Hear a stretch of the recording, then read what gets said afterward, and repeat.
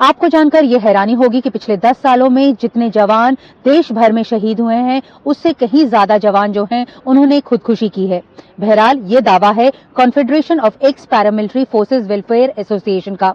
उनके मुताबिक लगभग 1532 जवान जो हैं, उन्होंने खुदकुशी की है पिछले 10 सालों में। यही नहीं, उन्होंने ये भी बोला है कि जो साइकाइट्रिक इश्यूज हैं जवानों में, उनमें भी काफी इजाफा हुआ है। अगर हम 2020 की बात करें तो उस तब जो संख्या थी वो 3584 थी, लेकिन 2022 में ये लगभग 5000 हो गई है। तो जो मानसिक संतुलन को लेकर जवानों की चर्चा है, उसके ऊपर उन्होंने जो है वो सवाल उठाया है। उन्होंने कहा है कि केंद्रीय गृह मंत्रालय को इसके ऊपर व्हाइट पेपर लाने की जरूरत है। वैसे खुद केंद्रीय गृह मंत्रालय के आंकड़ों के मुताबिक भी पिछले 5 सालों में लगभग 1200 जवानों ने खुदकुशी की है। इसके पीछे वजह जो है वो अलग अलग है।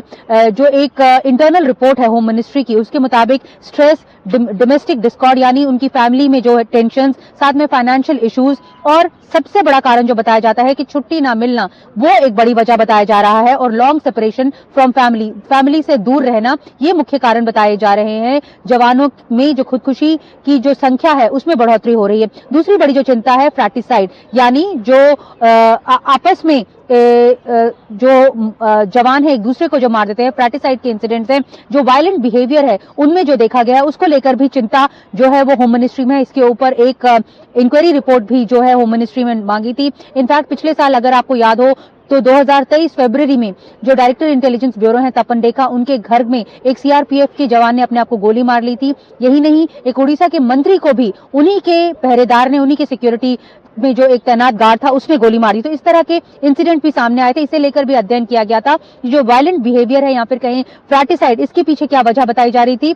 जो रिपोर्ट है उसके मुताबिक मेंटल जो मानसिक संतुलन है जवानों का, उसे लेकर जो है वो चिंता बताई जा रही है। जो अल्कोहल कंजम्पशन है उसे लेकर चिंता बताई जा रही है। और साथ में ह्यूमिलिएशन बाय सीनियर्स, ये एक मुख्य कारण बताया जा रहा है कि जो वायलेंट बिहेवियर जवानों में देखी गई है। यही नहीं, जो जवान है, जो इस पैरामिलिट्री वेलफेयर एसोसिएशन ने रिपोर्ट रिलीज की है, उसमें उन्होंने बोला है लगभग 47,000 जवान जो हैं उन्होंने फोर्सेस को क्विट किया है। इसके पीछे क्या कारण बताए हैं?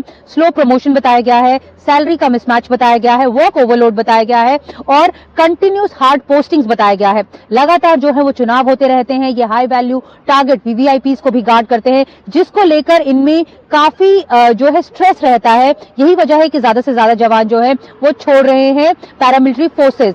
हालांकि अब होम मिनिस्ट्री का कहना है कि जो पहले बडी सिस्टम जो था पैरामिलिट्री फोर्सेस में था, उसे दोबारा चालू करने की जरूरत है। ये बडी सिस्टम जो है बाकी की जो सिक्योरिटी फोर्सेस हैं उसमें है। इसमें एक जवान के साथ दूसरा जो बडी है वो एक आपस में अपनी जो चिंताएं हैं या मुश्किलें हैं वो बातचीत करते रहते हैं, यानी एक दूसरे से लगातार बात करने के कारण जो मानसिक संतुलन है एक जवान का, आपे से बाहर नहीं जाता है। ये बड़ी सिस्टम जो है जो बाकी की अब 6 पैरामिलिट्री फोर्सेस हैं, चाहे CRPF, SSB, BSF, CISF, ITBP और साथ में असम राइफल्स, इनमें दोबारा शुरू करने की जो बात है ये होम मिनिस्ट्री में हो रही है। हालांकि होम मिनिस्ट्री अलग अलग जो स्ट्रेस लेवल मैनेजमेंट को लेकर योगा अभियान करवाती है, काउंसलिंग भी करवाती है, लेकिन इसका ज्यादा फायदा नहीं देखा गया। जब हमने सीनियर ऑफिसर से बात की तो उनका यह कहना था कि जवानों की जो एक बेटर अपग्रेडेशन है, या अगर उनका रहने का जो उनके जो टेंट्स है, उनके जहां पे फैमिलीज रहती हैं, उनमें एक बेहतर अगर अकोमोडेशन उन्हें दी जाए तो कुछ लेवल ऑफ जो स्ट्रेस उनमें है वो जरूर कम होगा। तो इस तरह के जो स्टडीज हैं वो होम मिनिस्ट्री में हो रही हैं।